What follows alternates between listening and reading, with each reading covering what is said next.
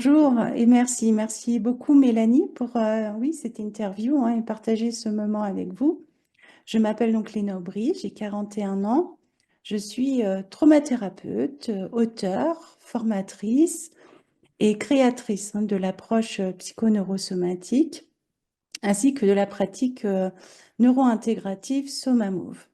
Donc je me spécialise depuis près de 20 années maintenant, d'abord en Allemagne et puis aujourd'hui en France, dans le Touarset, au cœur des Deux-Sèvres, où j'exerce au sein d'un cabinet partagé avec 4 autres thérapeutes, praticiens du bien-être, et dans lequel je reçois toute personne souhaitant reconnaître leur mal-être, leur souffrance, non pas comme un problème à résoudre, mais comme des expériences oui, à réconcilier.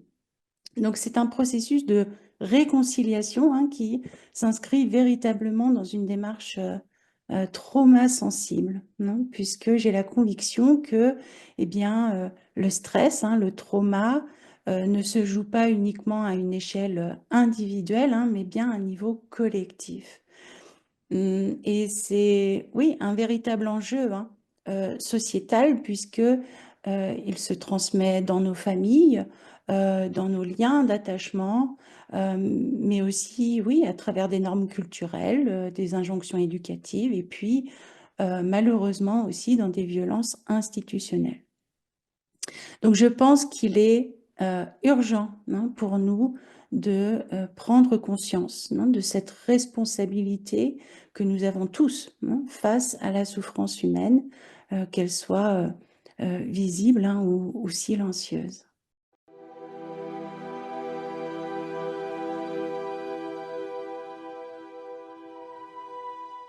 Oui, alors l'approche psychoneurosomatique est une méthode thérapeutique que j'ai développée à partir oui, d'un constat fondamental qui est celui que toutes nos souffrances sont en réalité le résultat d'une insécurité profonde liée à une sorte de rupture avec nous-mêmes. Et que cette rupture avec nous-mêmes, elle est activée et maintenue par nos instincts de survie. Alors, des instincts de survie, c'est quoi? Ce sont, oui, ces réflexes biologiques, automatiques, qui se déclenchent en nous dès que nous percevons une situation comme menaçante. Et donc là, c'est ce sentiment euh, où vous n'arrivez plus à vous contrôler, où vous vous dites, ben là, je sais même pas ce qui m'arrive, ou alors c'était plus fort que moi, je comprends pas, c'est pas moi, je me reconnais plus. Donc, ce sont, oui, des réactions archaïques gérées par notre système nerveux autonome et que nous ne pouvons pas contrôler avec notre volonté consciente. Alors, ils prennent 3 formes. Ce sont des instincts, puisqu'on parle donc ici de la fuite, de la lutte ou du figement. Et puis, dans certains contextes, ils peuvent se manifester par des comportements plus complexes. Donc, soit par de la suradaptation, de la complaisance ou encore de la dissociation. Donc, nous pouvons ou nous devons bien comprendre que ces mécanismes ne sont pas là pour nous faire sentir bien, mais pour garantir notre survie. Et dans ce mouvement de protection, elles vont provoquer justement cette coupure avec nos ressentis, nos besoins profonds, notre vulnérabilité et puis notre vérité intérieure aussi, parce que c'est précisément cette menace qui nous fait croire que nous avons le droit d'être tout ce qui forme notre humanité. Pardon, j'ai fait une erreur, que nous n'avons pas le droit d'être tout ce qui forme cette humanité. Et donc cette coupure-là, cette, oui, rupture avec soi-même, avec notre humanité, eh bien, devient non, la source de cette souffrance, de ce mal-être, du stress prolongé, du stress post-traumatique, et puis de certaines maladies aussi. Alors, l'approche psychoneurosomatique, eh bien, oui, elle vise à ramener de la sécurité dans cette rupture et puis à réconcilier toutes ces parts d'humanité en nous que nous avons dû rejeter à cause d'un monde qui a peur de reconnaître sa propre vulnérabilité.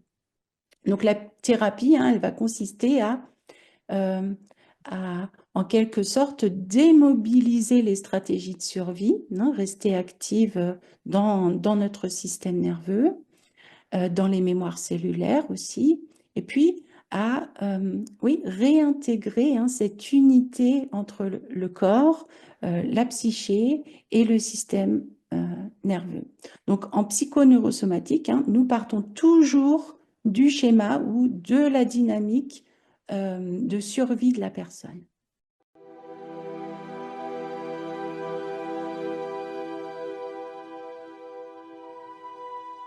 Alors, son principe fondamental, c'est que, oui, la maladie, le mal-être ne sont pas des ennemis à combattre ou à éliminer, mais des signaux très intelligents de notre corps, porteurs d'un message vital, puisque quelque chose en nous a perdu l'accès à la vérité dans le lien, dans l'attachement à soi et puis aussi à l'autre.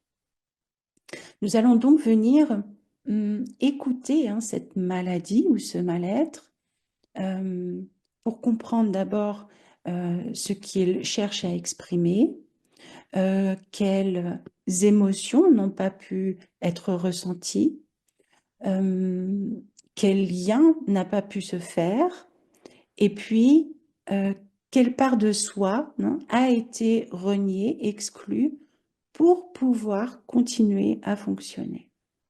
Donc l'approche psychoneurosomatique considère que la vulnérabilité humaine, c'est-à-dire notre capacité à être touché, à être limité aussi, à être sensible, à faire des erreurs, à échouer, eh bien, ce n'est pas un défaut, mais la base existentielle pour nous sentir en sécurité. Et donc, la maladie, dans cette lecture, eh bien, elle devient alors oui, une tentative de réparation, mais inaboutie. Et puis le mal-être, lui, va être en quelque sorte oui, une invitation à se réconcilier avec soi-même et le monde. Donc c'est un changement de regard profond qui ne voit plus ce corps comme un corps malade, mais comme un messager à réapprivoiser.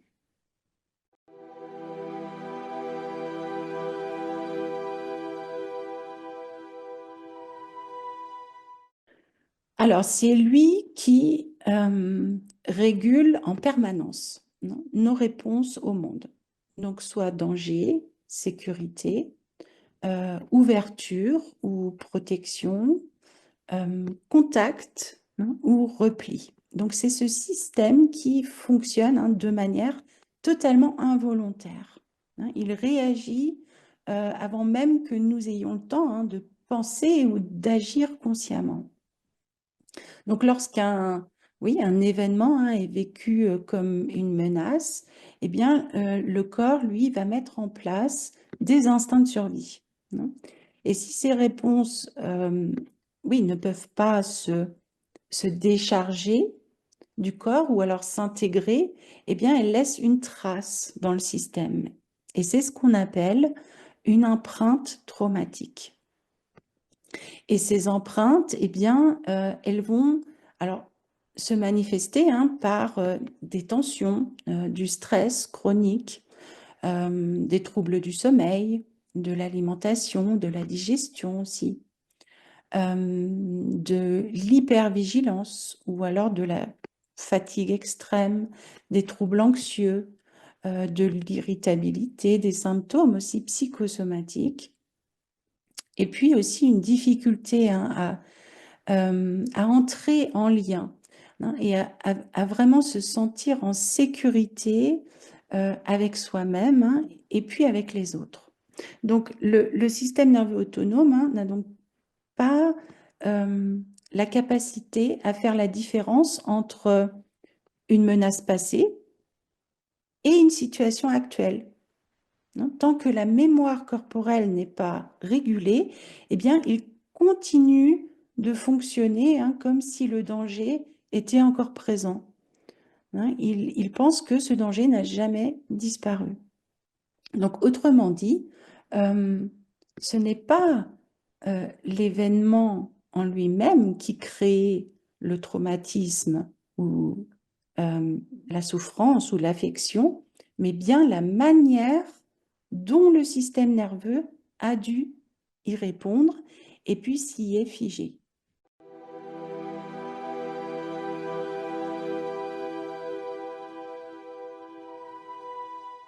Alors, elle s'appuie, oui, sur un ensemble, hein, de recherches, interdisciplinaires, issues des neurosciences, de la neurobiologie du traumatisme, de la psychologie de l'attachement, de la somatothérapie et puis de l'épigénétique. Donc, elle repose en fait sur 5 fondements principaux, si je puis dire. La première, c'est la théorie polyvagale, hein, selon Stephen Porges, qui nous éclaire, ou qui éclaire le rôle du système nerveux autonome, hein, dans nos réactions de survie et dans notre capacité à entrer en lien et en sécurité.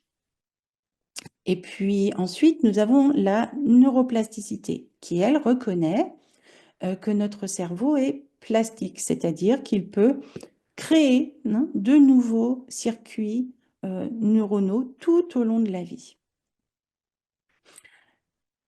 Nous avons l'épigénétique qui témoigne, oui, que le stress, hein, le stress chronique, les traumatismes, eh bien, peuvent aussi modifier l'expression de nos gènes.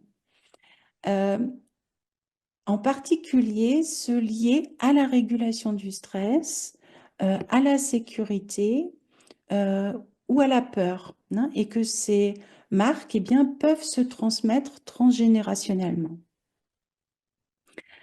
Nous avons la théorie de l'attachement qui comprend, hein, que nos premiers liens avec nos figures d'attachement, nos figures parentales, hein, les figures d'autorité, eh bien, conditionnent la manière dont nous nous sentons légitimes, aimés, hein, et oui, en sécurité dans ce monde.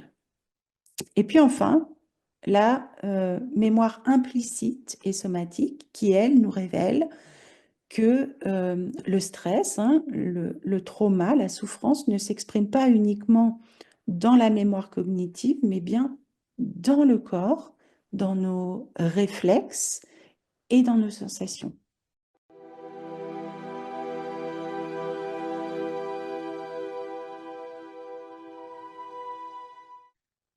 Alors, elle s'appuie sur le principe que donc notre cerveau, hein, peut se modifier, se réorganiser et puis créer, hein, de nouveaux chemins neuronaux tout au long de la vie. Ça signifie donc que même après une enfance peut-être douloureuse, un événement dramatique, un choc traumatique, eh bien, des changements durables sont possibles, hein, à condition, bien évidemment, que le système nerveux, hein, soit placé dans des conditions de sécurité. Et ce qui est important à comprendre, c'est que le stress chronique, hein, les traumatismes non intégrés, eh bien, ne disparaissent pas simplement avec le temps. Ils laissent des empreintes, hein, dans le cerveau et dans le corps. Donc, en psychoneurosomatique, hein, j'utilise la neuroplasticité pour hum, revenir dans des expériences correctrices, hein, où le corps va pouvoir répondre autrement, sans se figer, sans devoir fuir ou sans devoir oui, lutter, hein, ou attaquer.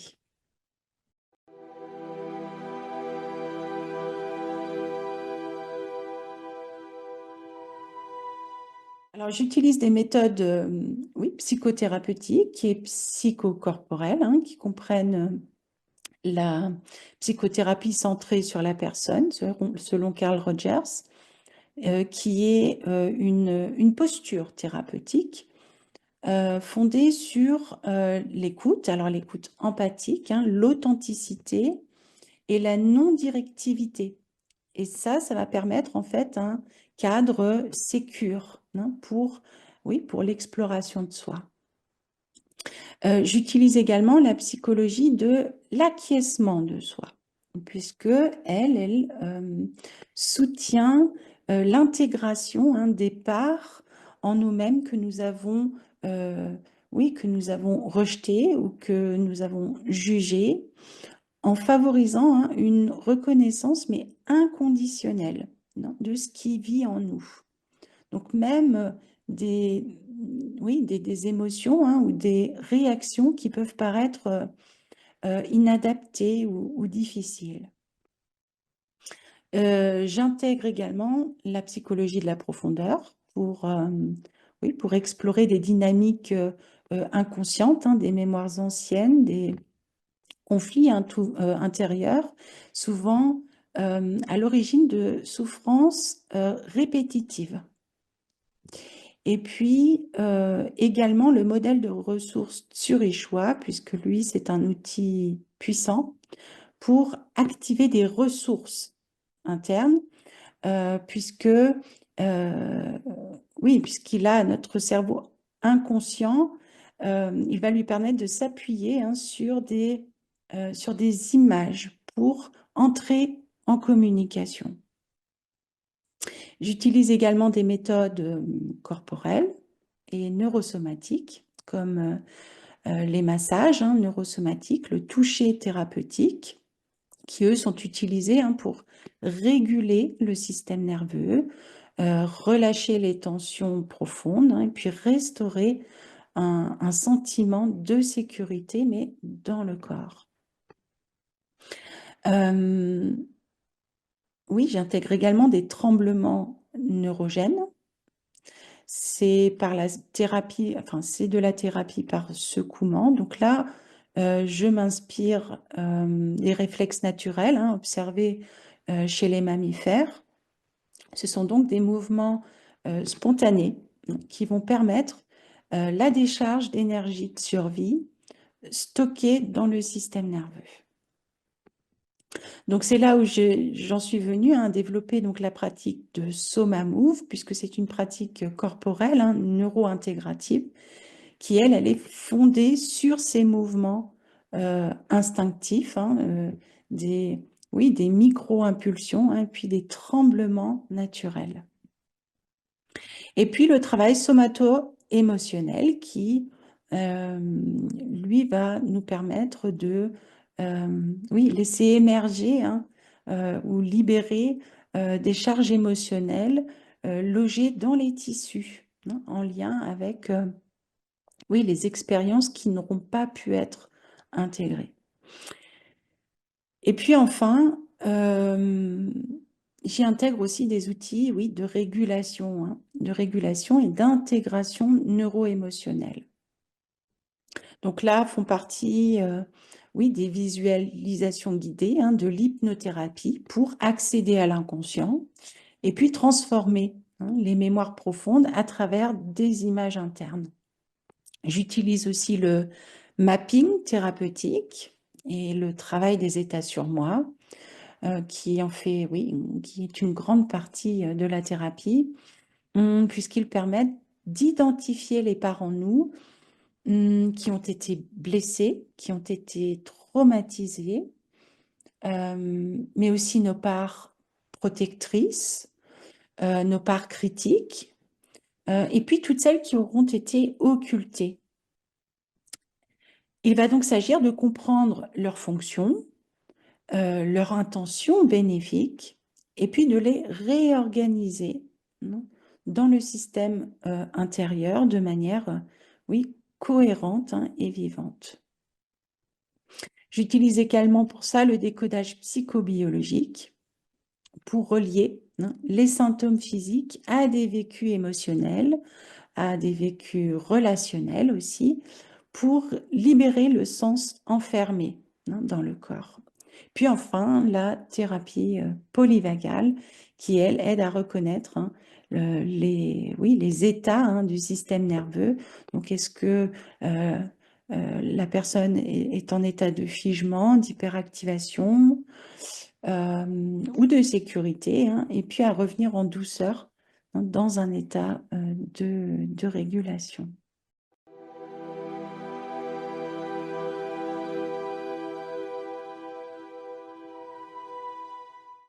C'est, oui, c'est que le rejet de soi, hein, donc de sa propre vulnérabilité, eh bien, est égal à nos figures d'attachement. Et ça va être égal à ce qui nous est familier. Et ça encore va être égal à la vérité et par conséquent égal à la sécurité. Cette équation, elle met en lumière comment, dès notre conception, nos expériences relationnelles, eh bien, vont façonner notre perception de nous-mêmes, mais aussi du monde, et puis de ce qui est censé être sûr.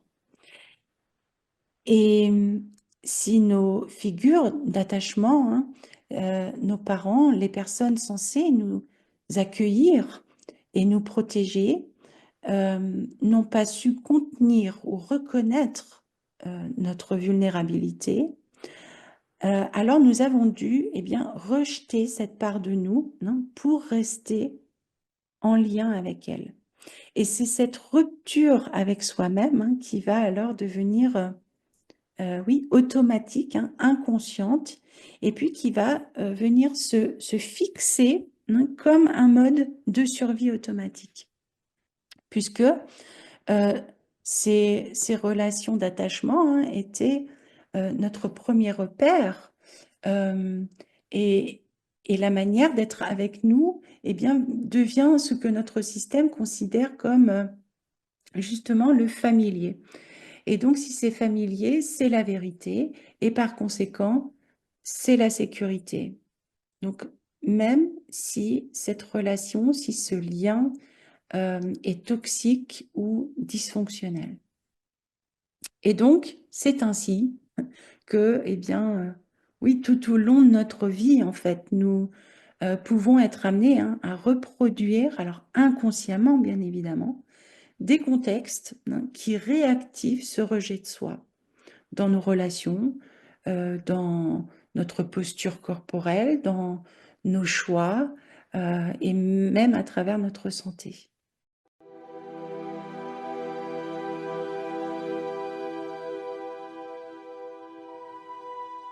Alors, elle nous permet de comprendre pourquoi nous restons souvent inconsciemment, hein, fidèles à des schémas de souffrance, puisqu'en tant qu'enfant, notre besoin vital d'attachement va primer sur tout, même sur notre intégrité, même sur notre authenticité.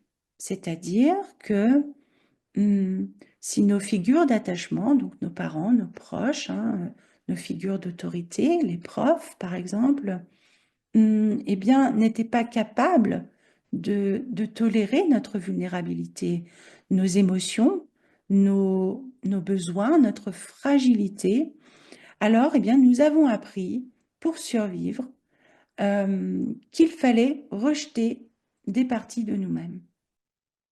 Donc, encore une fois, ce rejet n'est pas un choix volontaire de notre part, mais bien une adaptation pour être aimé.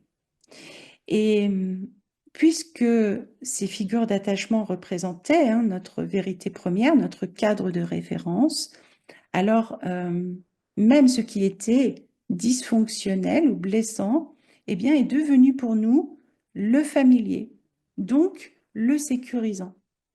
Autrement dit, ce que nous avons connu, eh bien, c'est ce que nous croyons être vrai.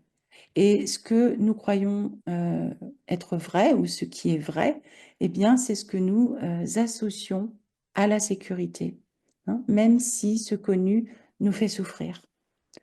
Le résultat, eh bien, c'est que à l'âge adulte, nous attirons inconsciemment des relations, des contextes, des dynamiques qui reproduisent cette équation.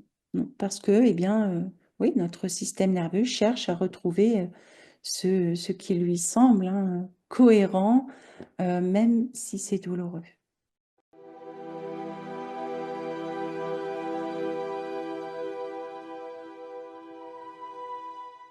Alors, les schémas répétitifs, comme nous venons de le dire, ne sont pas oui, le fruit d'un manque de volonté ou de compréhension, mais bien le reflet d'un programme de survie inscrit dans la mémoire cellulaire et dans le système nerveux.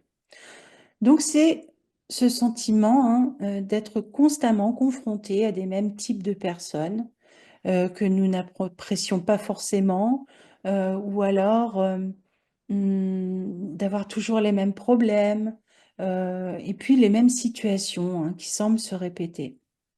Donc, ce sont ces schémas, qu'ils soient relationnels, émotionnels ou même physiques, qui se rejouent automatiquement tant qu'ils ne sont pas reconnus, tant qu'ils ne sont pas régulés et intégrés à un niveau plus profond, donc dans l'inconscient. Et la psychoneurosomatique va donc permettre d'y accéder en plusieurs étapes, puisque la première, c'est de la mettre en conscience, donc de comprendre pourquoi j'attire constamment les mêmes personnes, les mêmes situations dans ma vie et que je n'arrive pas à m'en sortir. La deuxième étape, c'est ensuite de réguler donc le système nerveux en lui apportant de nouvelles sensations, de nouveaux ressentis de sécurité intérieure. Et puis enfin, troisième étape,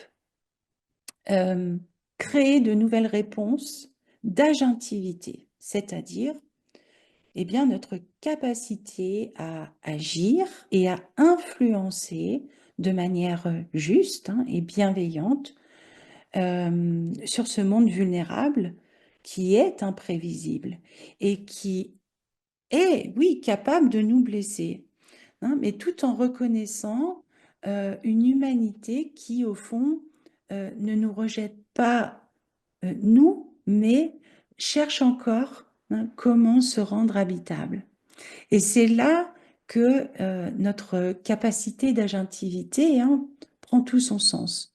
Non pas pour contrôler les autres, mais pour participer avec, avec cohérence, avec présence à la construction de liens plus sécurisants, plus sécures, avec soi, avec l'autre et avec le monde.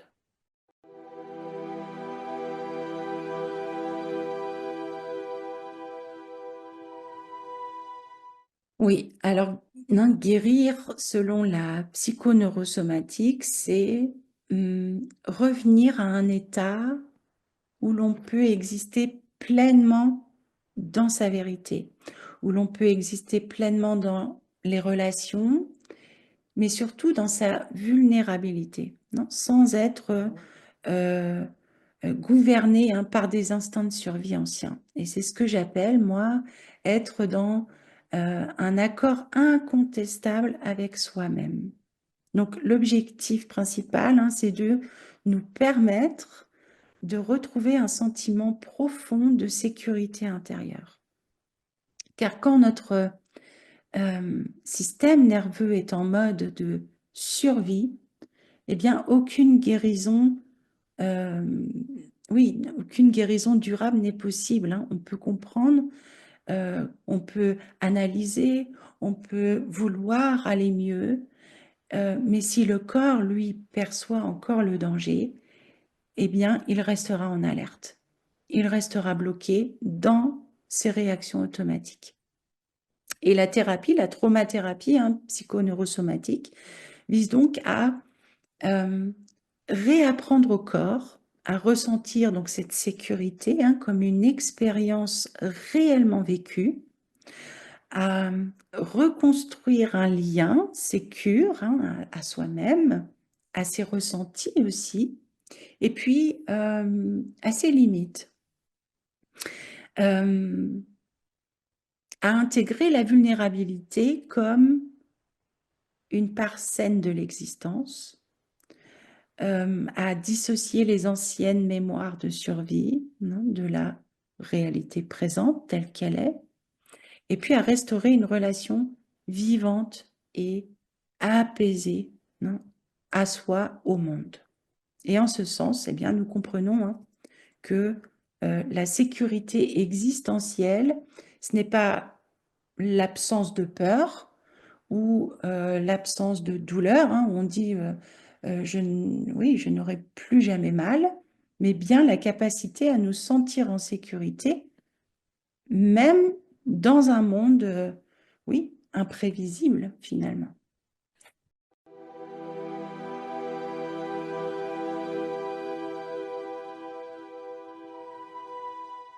Alors, la psychoneurosomatique, elle agit à deux niveaux essentiels. Le premier qui est la réconciliation intérieure, donc en créant un espace thérapeutique sécure, hein, où nous pouvons véritablement entrer en contact avec, oui, avec ces parties, hein, de nous-mêmes que nous avons exclues, que nous avons niées, rejetées, à travers donc, des outils, hein, comme le travail des états du moi ou l'hypnothérapie, les visualisations guidées, pour que nous apprenions à reconnaître ces différentes parts de nous, à leur redonner leur juste place, à leur redonner une voix, une parole, et puis une fonction bénéfique. Et puis le deuxième niveau, qui lui est la restructuration des schémas neuronaux. Donc en parallèle, hein, le travail corporel et sensoriel va permettre donc de créer de nouvelles expériences vécues dans le corps, opposées à celles de la souffrance, du traumatisme. Et donc là, grâce à la neuroplasticité, hein, eh bien, ces expériences vont permettre au système nerveux de créer de nouvelles connexions. Donc, moins de réactivité, plus de tolérance et plus de choix surtout. Et donc, à partir de là, eh bien, le corps intègre alors, hein, une nouvelle réalité. Hein, oui, je peux ressentir sans être submergée. Ou alors, je peux poser une limite sans avoir peur d'être rejetée. Ou encore, je peux exister sans me suradapter. Hein. Donc la psychoneurosomatique ne cherche pas à supprimer, hein, ces anciens schémas, mais bien à leur trouver une nouvelle fonction, hein, à les transformer de l'intérieur.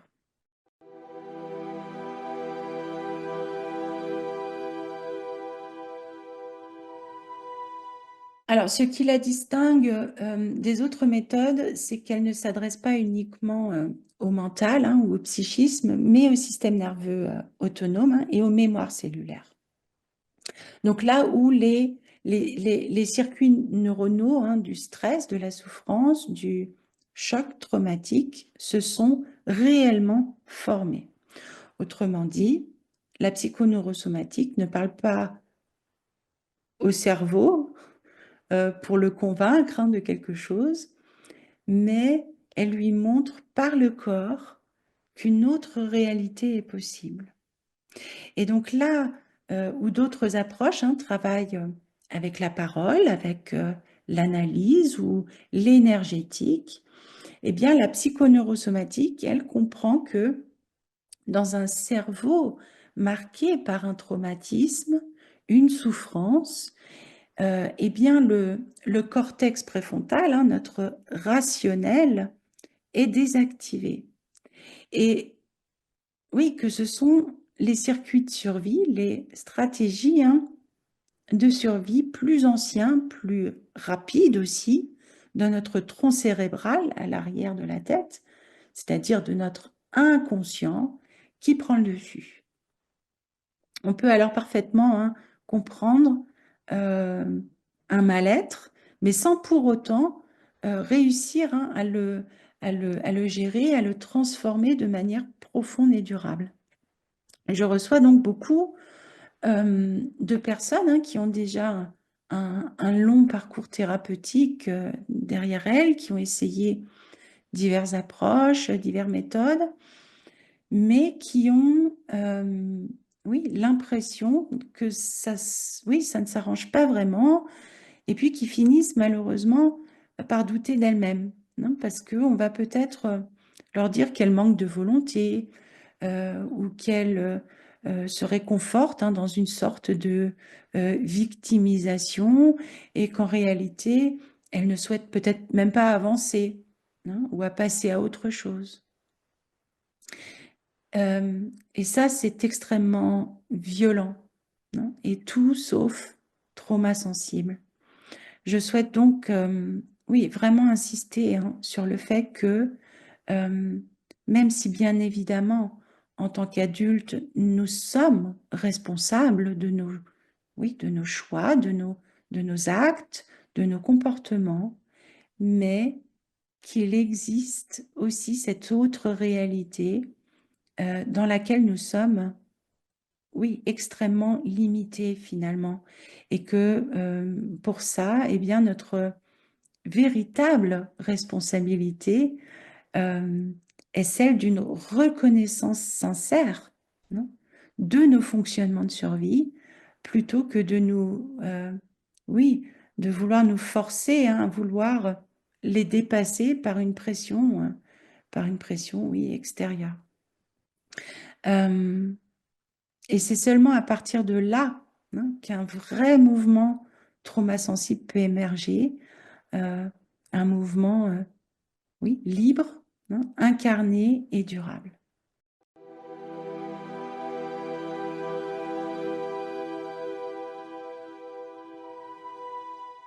Alors, en tant que traumathérapeute, je suis spécialisée, hein, dans l'accompagnement des traumatismes, notamment les traumatismes relationnels et émotionnels, et en particulier ceux issus de l'enfance, hein, des liens d'attachement précaires ou instables, mais aussi des situations de stress chronique, hein, d'anxiété, de dépression, d'hypervigilance, et puis de suradaptation. Alors, mon travail, il repose, hein, sur une approche donc neuro-intégrative, hein, me permettant d'accompagner les personnes, hein, de manière vraiment globale, en, oui, en respectant leur rythme, mais aussi leur réalité corporelle, et puis les mécanismes de protection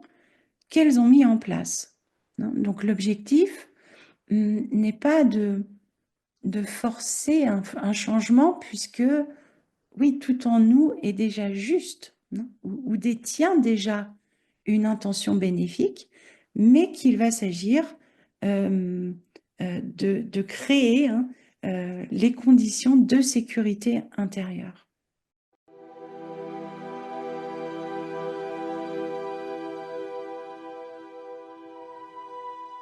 Alors, je suis très attentive, hein, à rester à ma juste place, à travailler en complémentarité avec, oui, d'autres professionnels quand la situation l'exige, hein. C'est le cas, par exemple, en présence de troubles psychiatriques, hein, diagnostiqués ou suspects, hein.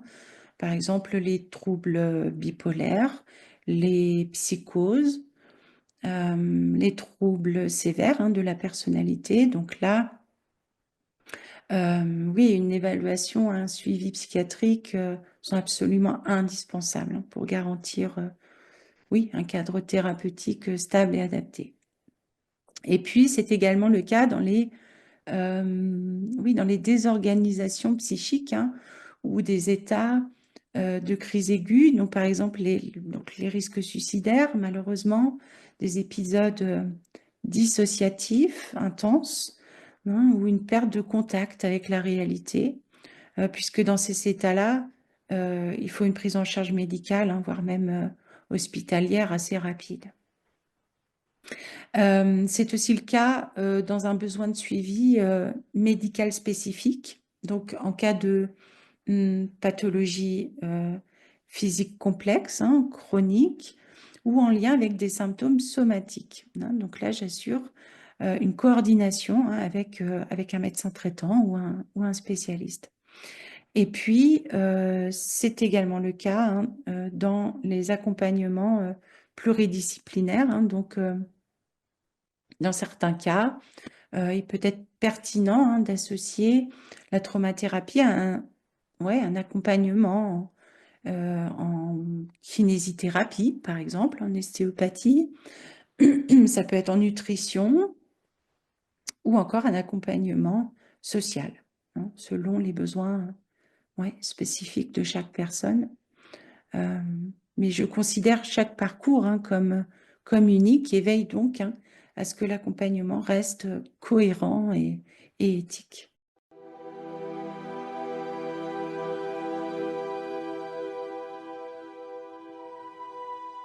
Alors, les traumatismes transgénérationnels, eux, sont compris comme des empreintes silencieuses, souvent non dites, mais profondément inscrites dans le corps, dans le système nerveux et dans les schémas relationnels. Et là, les recherches en épigénétique montrent que certains événements vécus par nos ancêtres, que ce soit les guerres, des violences, les exils, les deuils et les secrets aussi, eh bien, peuvent altérer l'expression de certains gènes, notamment ceux liés à la régulation du stress et de la sécurité. Et donc, ces altérations, eh bien, elles peuvent se transmettre d'une génération à l'autre, même en l'absence de récits ou de souvenirs conscients. Donc là, dans ma pratique, ça se manifeste par l'observation de schémas répétitifs, mais qui n'ont pas d'ancrage clair dans l'histoire personnelle. Et dans ce travail-là, il est très important de ne pas chercher à vouloir couper les liens, comme on peut très souvent l'entendre dans des méthodes de thérapie familiale, transgénérationnelle, puisque tout simplement, ça en reviendrait à se couper d'une part de soi-même. Et ça, c'est extrêmement dangereux, parce que le potentiel de dissociation ou de rétraumatisation est réellement là et serait grave. Il va donc s'agir de se réconcilier avec ces mémoires d'ancêtres, de les reconnaître, mais sans s'y soumettre. Donc, c'est un processus qui permet de retrouver un rapport apaisé à sa lignée en réintégrant l'histoire, non plus comme un fardeau, mais comme un terrain d'entente ou un jardin de réconciliation.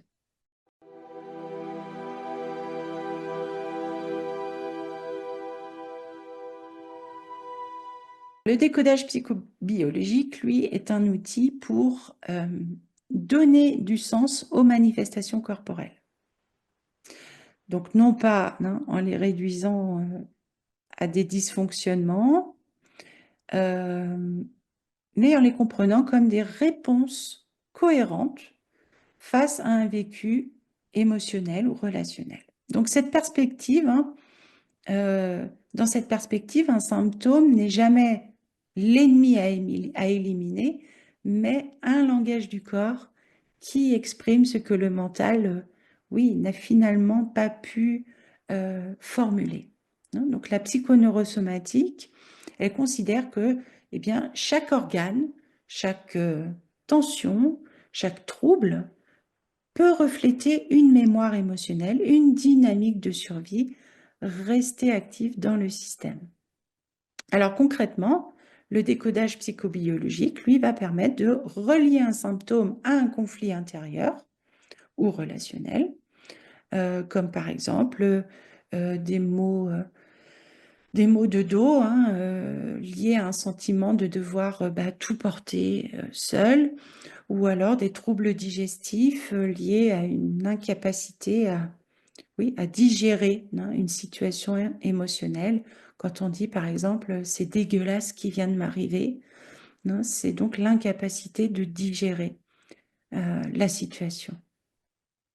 Et puis aussi permettre d'identifier les émotions refoulées, les loyautés invisibles ou les schémas de suradaptation qui vont donc venir maintenir cette charge dans le corps.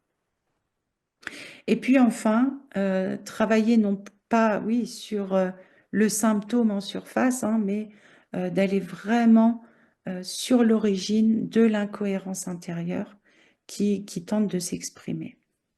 Donc, ce travail, il est ensuite intégré au niveau corporel, puisque, eh bien, oui, le décodage psychobiologique n'est pas une interprétation mentale du corps, mais une écoute très très fine. Il va donc permettre de restituer au symptôme son rôle protecteur pour ensuite libérer l'intention et puis réinscrire le vécu dans une réelle dynamique de cohérence, d'apaisement et de réparation.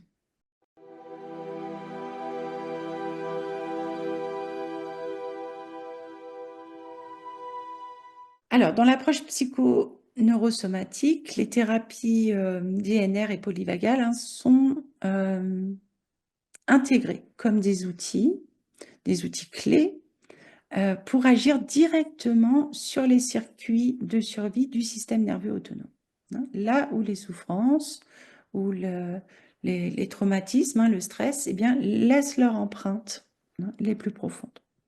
Donc, la thérapie DNR est une reprogrammation neuronale profonde qui va permettre d'accéder à des mémoires traumatiques profondément enracinées et puis de les désensibiliser, mais à la source. Donc, elle repose sur le principe que le cerveau, lorsqu'il est mis dans des conditions précises de sécurité et d'activation, eh bien, il peut dissoudre les connexions associées à la peur, au figement ou à la suradaptation, et puis créer de nouvelles réponses plus saines. Et la thérapie polyvagale, elle, va restaurer la capacité de ce système nerveux à s'autoréguler et puis à revenir dans un état de sécurité relationnelle et corporelle. Donc, ce sont deux approches qui permettent de sortir du mental et puis de travailler vraiment à la racine du traumatisme et de réinscrire une nouvelle réalité neuronale fondée sur la sécurité, fondée sur le lien et la présence à soi, à l'autre et au monde.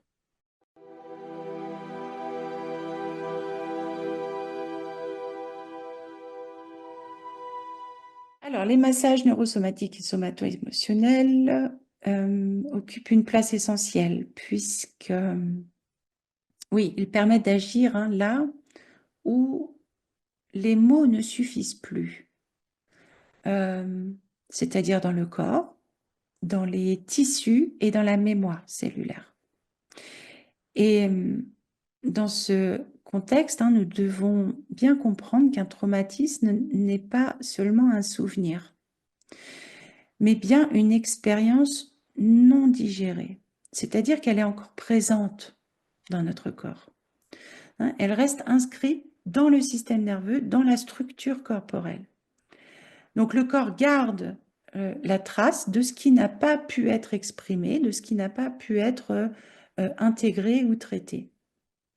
Et donc les messages deviennent un outil thérapeutique d'accès, hein, souvent à la période préverbale, c'est-à-dire la période de la vie, hein, où le langage n'existait pas encore, mais où tout s'enregistrait déjà à travers les sensations, les rythmes, le contact, hein, et puis l'environnement relationnel. Donc jusqu'à nos, oui, je dirais jusqu'à nos 6 ans, hein, nous passons vraiment par nos émotions. Et c'est là que s'ancrent les premières mémoires de sécurité ou de danger, souvent en dehors de, oui, de toute narration consciente, hein, mais profondément présente dans le corps. Donc le massage thérapeutique, hein, permet d'entrer en relation avec ces couches profondes de l'expérience, de les reconnaître, de les contenir, et puis progressivement, hein, de leur offrir un nouvel ancrage dans la sécurité. Donc le massage neurosomatique, hein, c'est oui, un toucher précis, lent et attentif, hein, qui va aider le corps à sortir de ce mode, oui, d'hypervigilance, hein, ou de figement, de relâcher les tensions chroniques, hein, liées au réflexe de survie, et puis de retrouver, hein, un état de sécurité corporelle. Et le massage somato-émotionnel, lui, il vise à accompagner après l'émergence d'émotions stockées dans les tissus, non? Donc il s'agit, oui, d'un toucher thérapeutique également, mais qui, lui, va soutenir la libération d'émotions, hein, refoulées ou dissociées, permettre de mettre en mouvement ce qui a été figé, et puis créer un espace de reconnaissance et de réparation émotionnelle. Donc c'est un processus très doux, très respectueux et guidé, dans lequel le corps parle, hein, parle là où les mots ont manqué.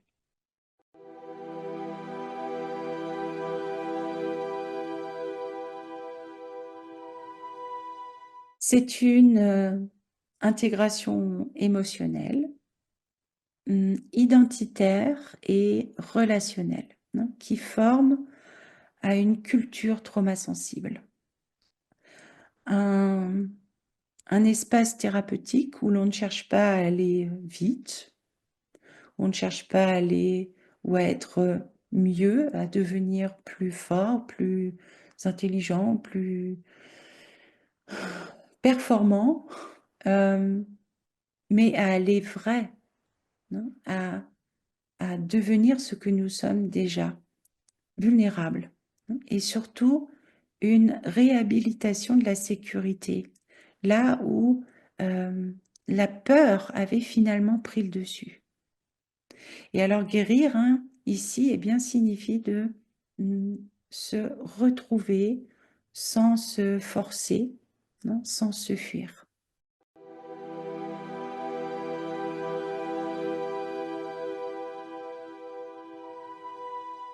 Alors cet accompagnement, oui, il se fait à plusieurs niveaux. Je propose un accompagnement en séance individuelle, hein, pour un travail personnalisé, en groupe, pour bénéficier de la co-régulation, hein, une écoute, oui, mutuelle, hein. On est ici donc dans une dimension relationnelle aussi. Et puis dans des semaines intensives, hein, des semaines intensives thérapeutiques qui permettent donc oui, une plongée en profondeur, hein, dans un cadre vraiment contenu, soutenu et bien évidemment sécurisant. Et puis, je propose également à distance, hein. Donc, ça peut se faire en visio, en vidéoconférence, mais aussi grâce à un soutien journalier. Donc, je le fais via WhatsApp, hein, dans des moments oui, de crise ou d'angoisse ou d'activation nerveuse, hein, pour, oui, pour tout simplement ne pas être seul, hein, avec ça. Donc, je propose systématiquement une première consultation, hein, d'orientation de 90 minutes qui est offerte pour, oui, pour comprendre les besoins, hein, le vécu de la personne, identifier les mécanismes de survie encore actifs et voir, oui, si la traumathérapie et l'approche psychoneurosomatique est adaptée, non, oui, à la réalité, hein, et au rythme de la personne. Donc, c'est un temps d'écoute, de mise en lien aussi, et puis de clarification, hein, sans engagement.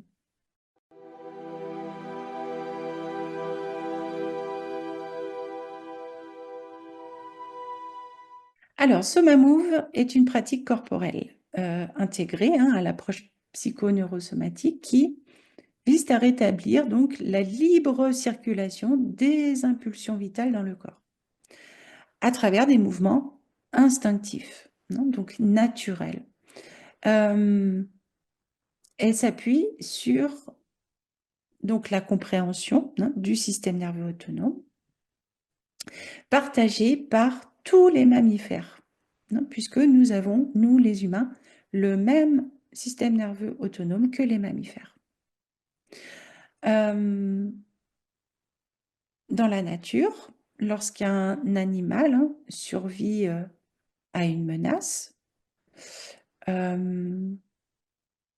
bien, il va commencer par tout d'abord se secouer, hein. Il va secouer spontanément son corps pour justement décharger, hein, toute l'énergie de ce stress traumatique qu'il vient d'accumuler. Et donc, ce tremblement instinctif, hein, eh bien, il va permettre au système nerveux euh, d'appréagir la charge traumatique sans laisser de traces durables. Et c'est la raison pour laquelle ces animaux ne sont jamais traumatisés. Voilà, tout simplement. Chez nous, les humains, ce mécanisme, il est le même, mais il est souvent inhibé. On l'a oublié, hein, de le faire, de part de notre mental, notre culture, hein, et puis peut-être aussi la honte, hein. On ne va pas se mettre là et se mettre à trembler. euh, et puis parce que nous avons toujours, hein, cette impression que nous pouvons contrôler notre corps.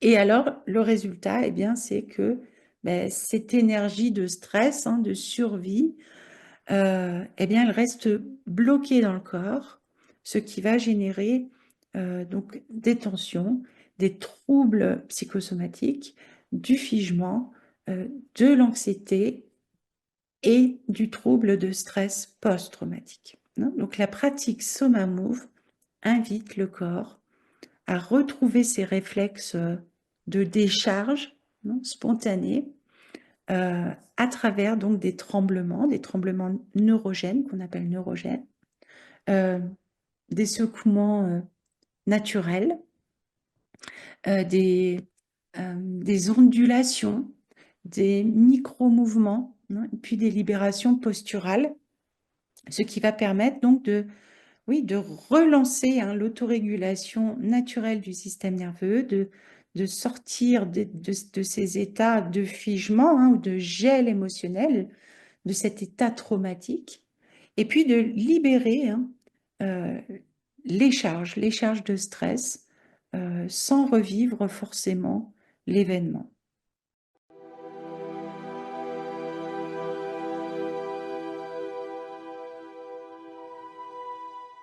Oui, alors pour toute personne souhaitant me contacter, hein, ou entamer un processus.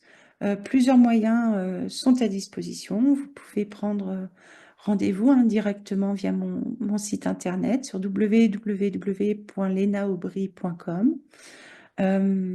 Vous pouvez également me joindre par mail à thérapie.pnc@icloud.com ou par téléphone au 07 89 75 56 90. Ou encore, réserver une consultation en ligne via la plateforme resalib.fr. Et pour découvrir mon univers et suivre mes partages, mes contenus, vous pouvez aussi me retrouver sur ma page Facebook, Léna Aubry, thérapie psycho-neurosomatique, et bientôt sur ma chaîne YouTube, où je publierai chaque semaine oui, des contenus autour du stress et du trauma.